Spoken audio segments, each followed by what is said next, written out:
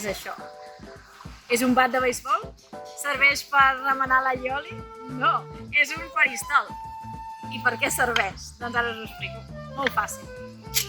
Aquí dins hi ha una saca màgica amb mongetes que serveixen per arribar al cel. No, mentida.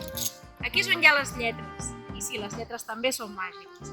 Us explicaré com agafar aquestes lletres, quantes se n'han d'agafar i com s'han de col·locar per no fer trampes, Mireu, primer de tot s'agafa la saca.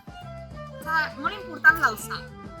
No la podem agafar aquí baix perquè sembla que vagis a veure quina lletra agafaràs. Tampoc la pots posar aquí dalt perquè no cal que ploguin lletres del cel. Aleshores el que hem de fer és posar-lo a l'alçada dels ulls i a poc anar agafant les lletres, posant-les que no es vegin, val? Sempre cap avall, 1, 2, 3 i així fins a 7. Un cop tenim les 7, deixem la saca i descol·loquem. Mira, m'ha sortit aquesta que em va genial, o mare meva, m'ha sortit aquesta i no sabré pas on posar-la. Però així és com funciona, d'acord, aquesta història.